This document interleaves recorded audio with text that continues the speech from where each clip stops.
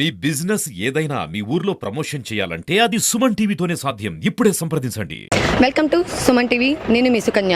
ఆడదానికి అనువనువున రక్షణ లేకుండా పోతుంది. కేవలం బయట మాత్రమే కాదు, ఇంట కూడా ఆడదానికి రక్షణ లేకుండా పోతుంది. అసలు ఏం జరిగింది?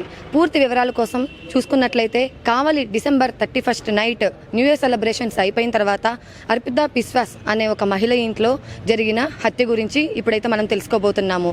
దాని పూర్తి వివరాల్లో గనక వెళ్తే అర్పిత బిశ్వాస్ అనే మహిళ రాత్రి ఒంటరిగా ఇంట్లో నిద్రిస్తున్న సమయంలో ఎవరో తెలియని వ్యక్తి అని చెప్పని కొంతమంది అంటున్నారు, కొంతమంది ఇంట్లో నౌకరీ చేసే వ్యక్తి అని చెప్పేసి అంటున్నారు. మరి అతను ఆమె మీద ఉన్న వ్యామోహంతో ఆ రోజు ఇంట్లో ఎవరూ లేని టైం చూసుకొని ఆమె మీద అత్యాచారం చేసి మరి హత్య చేసి ఉంటారని చెప్పని అయితే భావిస్తున్నారు. దాని గురించిన పూర్తి వివరాలు తెలుసుకోవడానికి ఇప్పుడు ప్రజెంట్ అయితే మనం ఆమె డెడ్ బాడీ ఉన్న గవర్నమెంట్ హాస్పిటల్కి అయితే వచ్చాము. ఆమె డెడ్ బాడీకి అయితే ఇక్కడ పోస్ట్ మార్టం జరుగుతుంది. మరి పోస్ట్ మార్టం జరిగిన తర్వాత పూర్తి వివరాలు తెలుస్తాయని చెప్పేసి మన పట్టణ సిఐ గారు అని అంటున్నారు.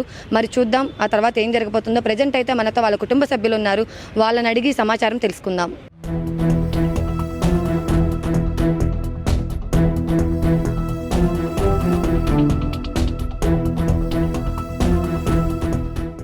ప్రజెంట్ అయితే అర్పిత బిశ్వాస్ యొక్క భర్త శ్రీకాంత్ ఉన్నారు. మరి అసలు ఆ రోజు నైట్ ఏం జరిగింది అనేది అతని మాటల్లోనే తెలుసుకుందాం. శ్రీకాంత్ గారు, December 31 night new year celebrations అయిన తర్వాత అసలు జరిగిన విషయం ఏంటి? సెలబ్రేషన్ చేసుకున్న తర్వాత 1 గంటకి వెళ్ళి పనుకున్నాం. తర్వాత తెల్లవారుజామున 6 గంటలకు వచ్చి తలుపు కొట్టాడు పనిచేసే అబ్బాయి. మొహం గుడ్డు కట్టుకొని తర్వాత మా అన్న గేట్ తీసి చూస్తే వాడు మొహం గుడ్డు కట్టుంది. తర్వాత లైట్ వేసి చూస్తే మొత్తం రక్తం అయింది. హాల్లో రూమ్కి వెళ్ళి చూస్తే మొత్తం రక్తం అయింది. తర్వాత బయట అంతా ఎతికితా బాడీ దొరికింది. తర్వాత పోలీసులు ఫోన్ చేస్తే పోలీసులు వచ్చి రికవర్ చేశారు అంతా. మీకు ఆ ఇంట్లో ఇన్సిడెంట్ జరిగేటప్పుడు, మరి ఇంత గొడవ జరిగేటప్పుడు మీకేం వినిపించలేదా?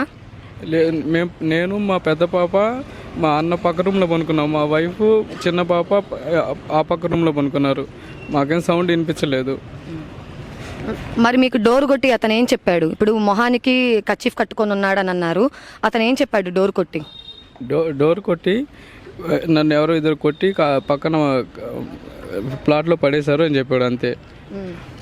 ఇంకేం చెప్పలేదు. దాని తర్వాత ఇంక పట్టుకొని రూమ్లో లాక్ చేసి పెట్టాను. తర్వాత పోలీసులు వస్తే అప్పగిచ్చాను పోలీసులకి.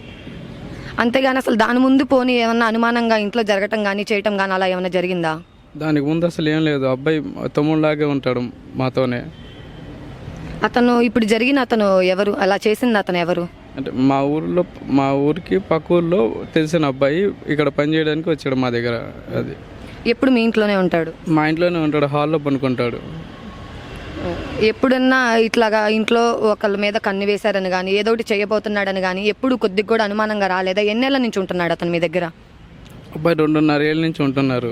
అట్లాగని డౌట్ రాలేదు. బాగానే ఉంటాడు, క్లోజ్గానే, దూరంగా ఉంటాడు ఆడవాళ్ళకి కూడా. అతను చేశారని మీరు అనుమానిస్తున్నారా, లేకపోతే అతనే చేశారు అని చెప్పని కన్ఫర్మ్గా చెప్తున్నారా? అతను చేశారని కన్ఫర్మ్గా చెప్తున్నా. పోలీసులు తీసుకెళ్లారు. పోలీసుకి రాత్రి అంతా చెప్పారు అబ్బాయి ఏం చేశాడు అని పోలీసులు చెప్పారు.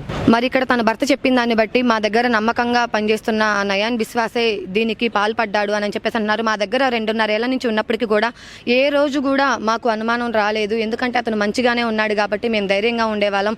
మరి ఆ రోజు ఏమైందో తెలియదు, సడన్గా ఇలా బిహేవ్ చేశాడు అని చెప్పేసి అంటున్నారు. మరి అనుమానం వ్యక్తం చేస్తున్నారా, లేకపోతే నిజంగానే చెప్తున్నారా అంటే లేదు, ఖచ్చితంగా నిజంగానే చెప్తున్నాము, అనుమానం కాదు అని చెప్పేసి అంటున్నారు. మరి ఇంకా పూర్తి వివరాలు తెలియాలంటే మాత్రం పోస్ట్ మార్టం రిపోర్ట్ రావాల్సిందే.